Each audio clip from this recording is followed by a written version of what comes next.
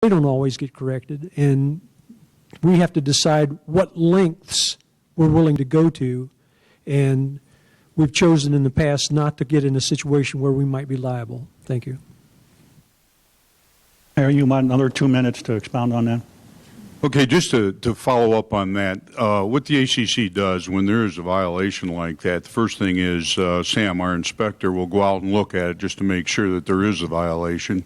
Secondly, he will then send out a letter if he deems that that violation is in fact true. And the letter goes to the owner of the property and tells them that there's a violation, they need to get it corrected. And there's a time frame that he gives them. And then third, in that letter, it also says that if you don't get it corrected, you could be subject to a fine. We have a fine structure that's in our bylaws, in our covenants and restrictions. I guess it's in that area, but it's in the in all of the homeowners' building guides. And that fine structure lets you know that if you do this on the first occasion, your fine is so much, the second occasion you get so much of a fine. And it can go all the way up to putting a lien on the house if needed. So most of the time, after the first letter goes out, something happens if it's not a delinquent property. So those are very effective.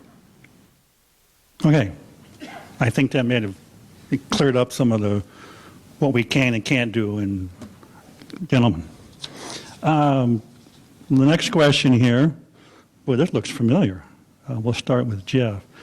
Here we go with this recent remodeling of Dorchester and the St. George Cabana. Would you be in favor, wait a minute, would you be in favor of increased membership or resident involvement in key decision-making issues? If so, how would you do that? It's a weird question. Okay, I'm just kind of repeating it as we get them through the emails.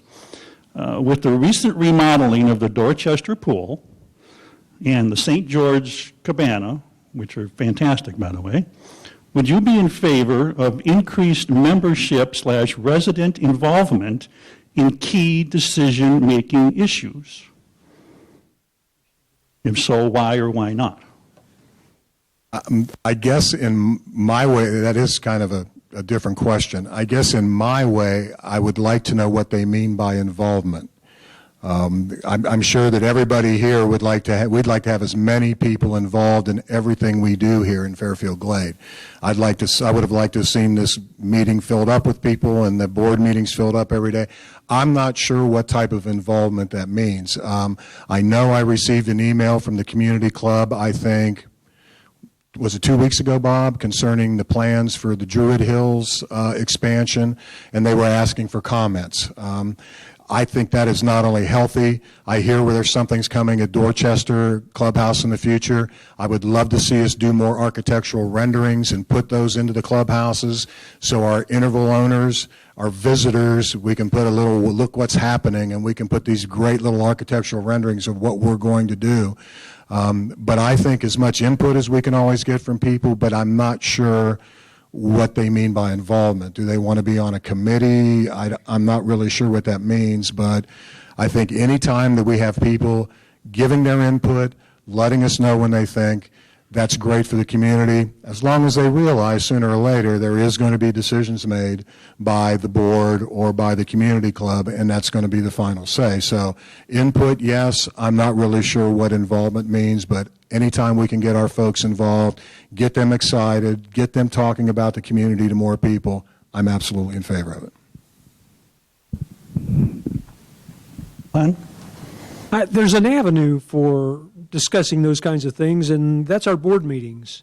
Anyone can come, and they can say anything that they want to say. They can bring up any issue they'd like to bring up. I've seen several different things over the years that came to be because of folks coming in. They had an interest in it, in something, and 2 or 3 people would come in and they'd talk to the board about it, and the board would consider it, and either it'd be done or it wouldn't be done. One of those, a great example, is the dog park. I mean, there weren't a lot of people talking about dog parks until just a few people decided to come in and talk to us about it and see if something could be done about starting one or having one. And lo and behold, it came to be. But there have been several of those kinds of things. But the avenue in my mind is just to go to the board meetings or a petition to the board, any of those kinds of things, and you can be as involved as you want to be and on whatever issue you want to discuss. So I think there are avenues for that. I agree with Glenn as well, and Jeff. I'd like to see a lot of involvement from the residents on most of the decisions that are made. As far as the new cabana and everything to go up at Druid Hills, that's been presented. There's architectural drawings of that. It's on the What's New tab in the website. There's a lot of information out there already about that, and nothing's really been started other than a rendering, basically. There's avenues for that, but I would certainly encourage everybody to be involved in these things that are going on in the Glade, because this is our home. This is what we want, and we want to be involved in what goes on, and we also want to know what the price tag is of all those things that go on. There's plenty of avenues to check into that if anybody wants to. Board meetings, what's new on the website, these are great avenues to get informed, and then you can always ask more questions either to the board or through emails. So I think it's out there, but I really encourage everybody to look at those things and be involved in what's going on. Okay, thank you. Next question, we'll start with Glenn. Many residents work during the day and cannot attend the board meetings. And just like tonight's meeting is videotaped, would you have any objections to the board meetings being videotaped and then posted on the website? None at all. None at all. I think that the board meetings are a forum for everyone in our community, and they deserve to know what's going on. There are a lot of folks, and we've tried to survey them at different times, that don't read the newspapers. They don't come to the board meetings. They are not involved in any kind of communication with the community club whatsoever. And in my mind, I've always promoted people coming to the board meetings. The board also publishes what goes on in the newspaper, and it just amazes me the number of people say, well, I didn't see that. Especially when we talk about rumor things. I didn't see that. That can't be. I just think that I would be very glad to have our board meetings videotaped.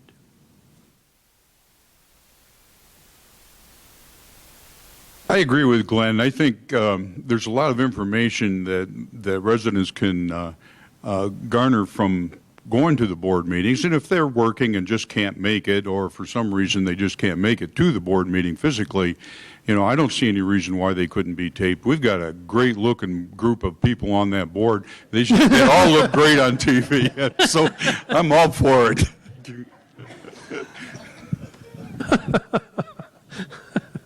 Wow, how do I follow that? Good luck. The only other thing was the Dorchester Pool alternative suits or whatever it was. No. Again, you'll hear always coming out of my mouth about communicating, and I think anything we can do to better communicate with people in the community, to let them know what's going on, to get them involved, absolutely. We have this going on right now. I don't see why we couldn't tape every board meeting and put those on the web.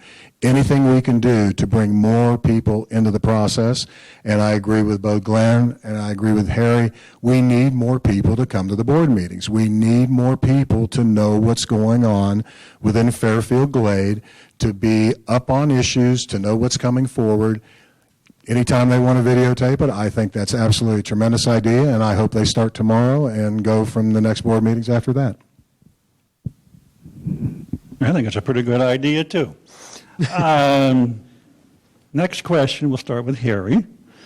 There seems to be some confusion of the roles, responsibility, and financial involvement between the timeshares, the developer builders, and the community club. What can you do to help communicate better to the residents the relationship between the three? Yeah, and that's a really a very good question, and I think there's a lot of misinformation or lack of knowledge, basically, on the relationship and what the timeshares actually bring to Fairfield Glade. I have a couple of notes here, and if I don't mind referring to these. Timeshares, there's Wyndham Timeshares, and then there's Wyndham Vacation Resorts. They are the developer. Wyndham Timeshares are the timeshare units. There's 8 different boards. There's several different, I couldn't even tell you how many, 400 different timeshare groups. But they're all sold, and those are owned by individuals.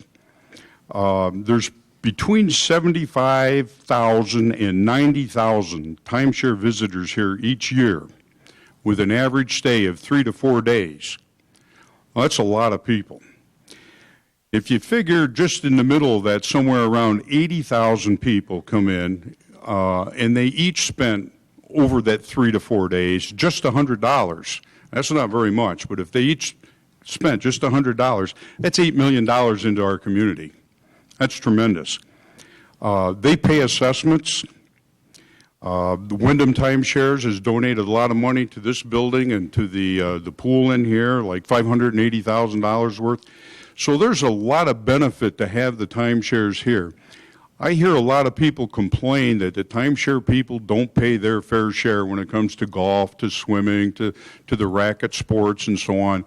But really, when I started looking into it, they really do pay their fair share and maybe just a little bit more. They pay their assessments whether they're here or not. January, February, when there's not many timeshares, they still pay the same assessments.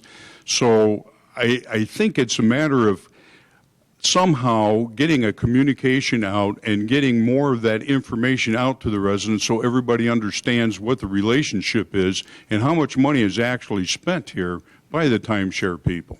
And I'm not sure just how that communication can take place, and I'm not sure how we can do that, but I think that's something we need to look forward so that we can have a better relationship. It does take both of us to make this community as solid as it is. It takes the timeshare people here every year, and it takes the residents to make a great community. So we need somehow to live jointly and appreciate each other's being here. Thank you. Next, Jeff, or me? Next.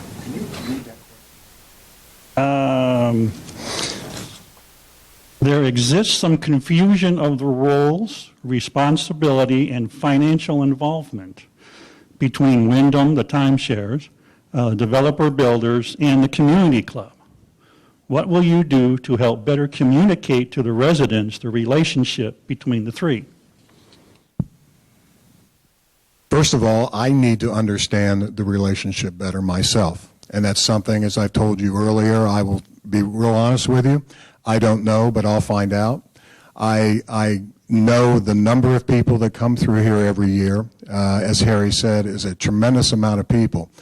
I don't know what we do when those people come to try to market those people to come into our restaurants more.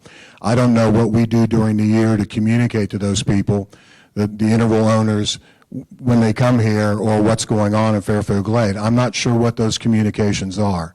I'm not sure what we communicate even internally to our own people here in Fairfield Glade. So I don't have a good understanding of it. It's very important that we do that. It's very important that people feel close to Fairfield Glade, in my opinion, even when they're not here. That takes extra effort. Again, it takes increased communication. I'm not sure what the relationship is at this point.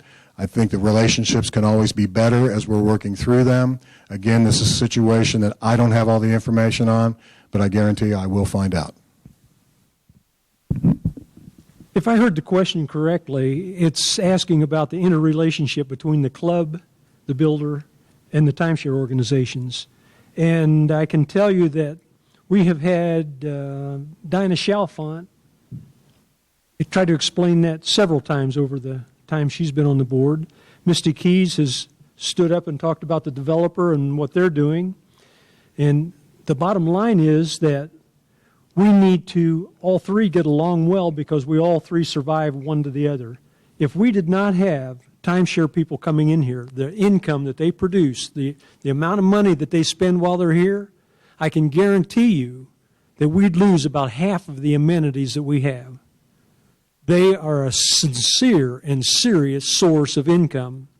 And because of the relationship that has been good, we've been successful. There have been several Fairfield properties that failed. They've been in bankruptcy. They've had all kinds of problems. When you look around our property and look at how nice it is, how well we landscape it, how many roads we pave, you can attribute a good portion of that to the timeshare people that come in. First of all, they pay double dues.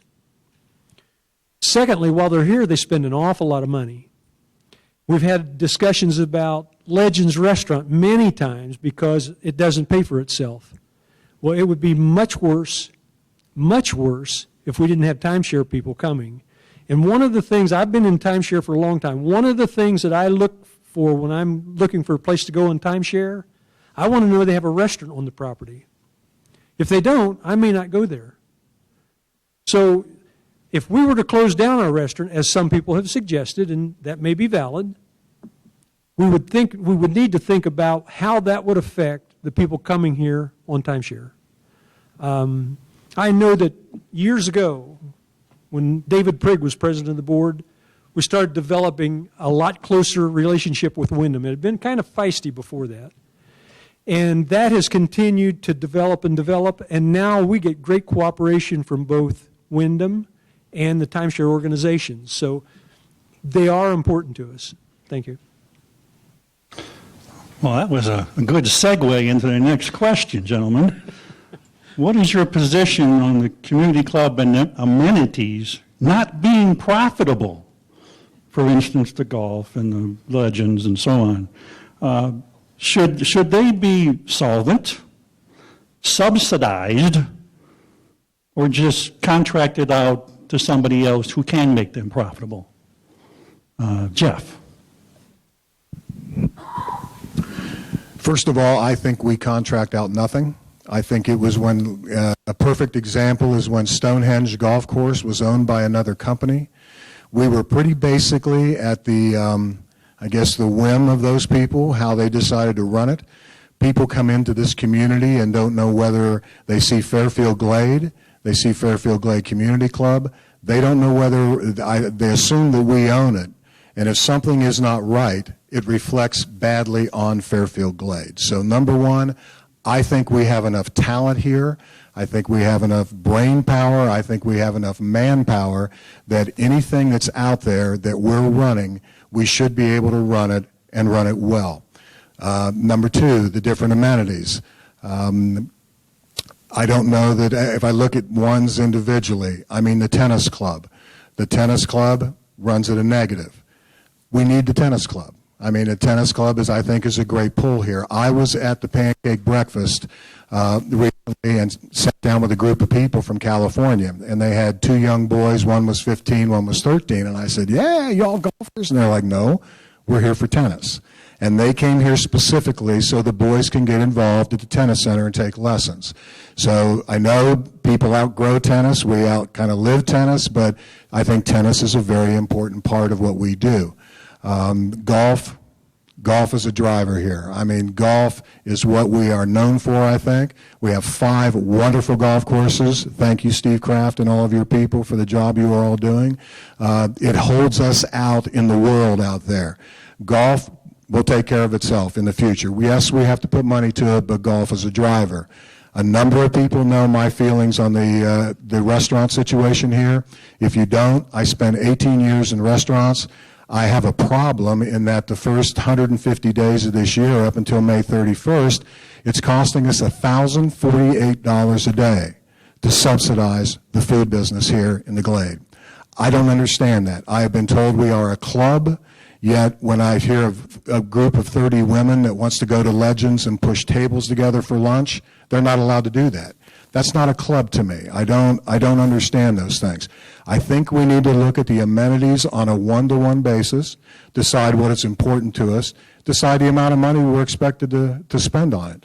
When I first came here, I think a couple years ago, they were they were putting $700,000 a year into the food business.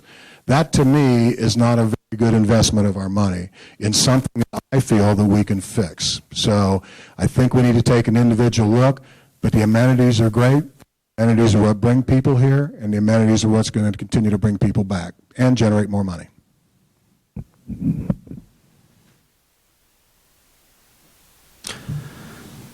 We've subsidized our amenities for a long time, and I think it's a member choice.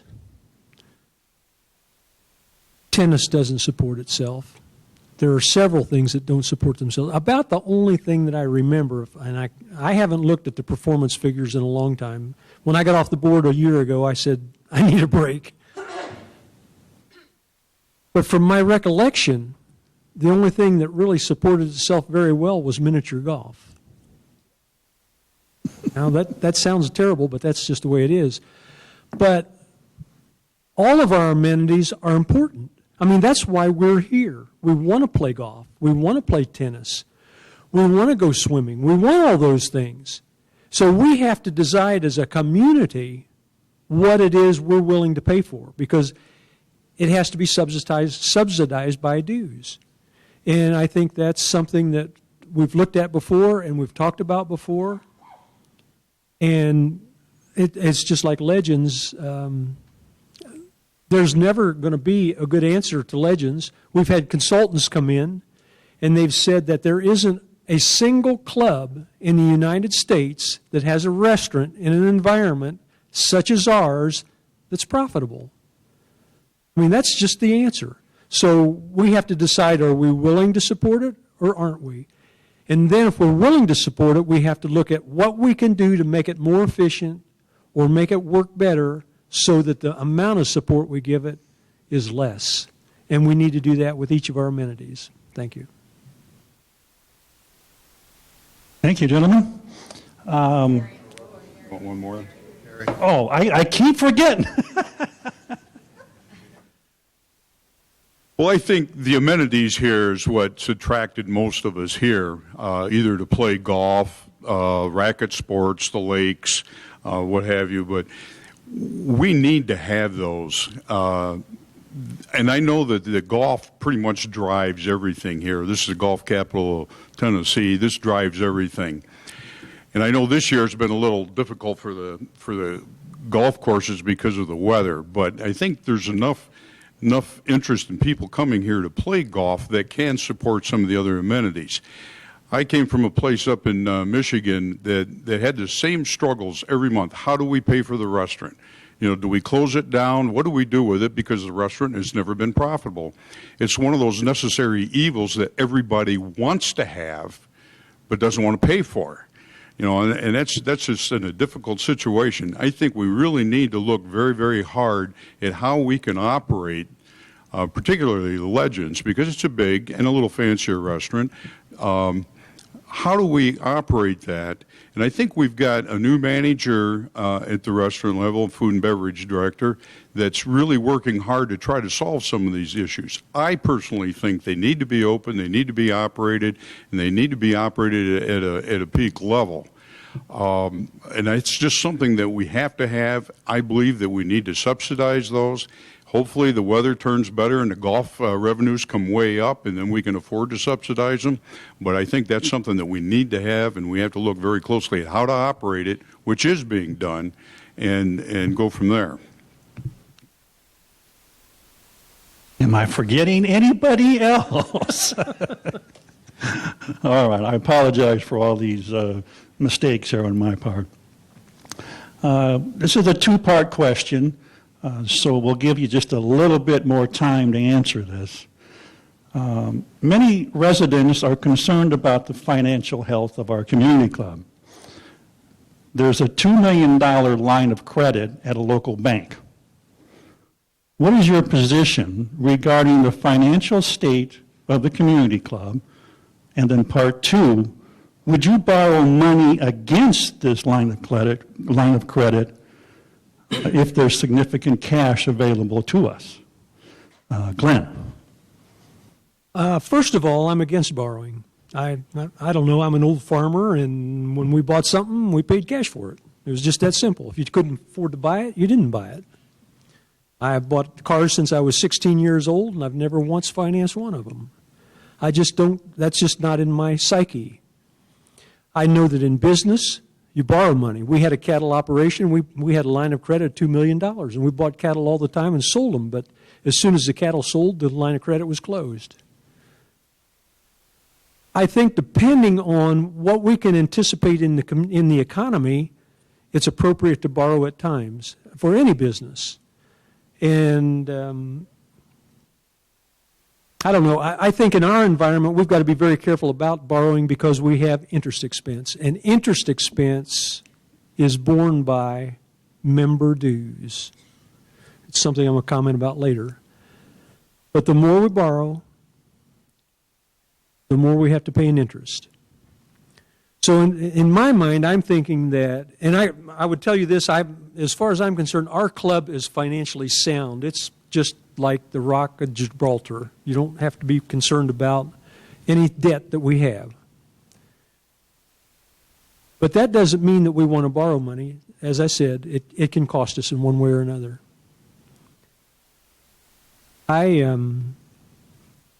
I've listened to discussions on the board for years about borrowing for this, that, or the other. And it seems like at times when we thought we had to borrow money, if we just kind of waited a little bit, it ended up we didn't have to. We could save a little bit of money here and there, and then we could get what we needed or what we wanted, unless it was an issue of something that had to be taken care of immediately. So in my mind, I would avoid borrowing as much as possible. And not because of any financial concern of the club, because we are a solid club. Thank you. I won't forget you this time, Harry. First off, on the financials, I attend a lot of board meetings. I listen to the financials, and I believe that the club is very strong, and I do know that there is a $2 million line of credit there. I am kind of in agreement with Glenn. That line of credit, in my opinion, is something that is an emergency only. If you absolutely had to have it for something that was totally unforeseeable, I could see tapping into that. Otherwise, I think I would just as soon keep working with what we have and watch what our budgets are, watch what we allow for in expenditures and stay within that as much as possible and just leave that line of credit for emergency use only. I agree with both Harry and Glenn. Financially, we're a very solid club compared to a lot of other clubs. I've heard about the line of credit. I don't understand all the circumstances behind it, but let me say a couple things about it. I use leverage. I've used leverage all through my business career. It's nice to use other people's money when you can and keep your money in the bank under the right circumstances. I'm not sure the circumstances that has gone on with the discussions of the board of why the board pulled that line of credit, why the board feels the need to have the line of credit. But I trust our board members. They work very hard. They take their job very seriously. If they feel that the debt in certain circumstances that I don't totally understand, I stand behind them 100%. I know we like to pay cash for things. Died. But I go back to the situation where when Bob Weber came, the new administration came, we had a tremendous amount of cash in the bank. And it wasn't making us any money. It wasn't doing us any good sitting there. So they started spending that cash and allocating that to the different things that we needed done here within the community. Fixing ceilings, fixing maintenance items that have been deferred for a long time, the multi-purpose building. I mean, just a lot of things that needed to be done that we had cash sitting there that we really didn't need. Now, again, I'm not privy to all the discussions. I don't know why the line of credit was taken out. I hope that I will get that information in the future. But I trust our people that that line is there as a defensive measure for us, should we need it. It is already available. It is already negotiated. I know the board's working on a tremendous number of things right now. Again, if we can pay for it, let's pay for it. If we can borrow properly and save us money in the long haul, we do that. It's up to each individual circumstance. I'm not aware of all the circumstances, but I have no problem with a line of credit sitting there. All right. Of all the dozens and dozens of questions that were emailed to the website over the past month, you heard most of the questions kind of condensed into these 10 or 12.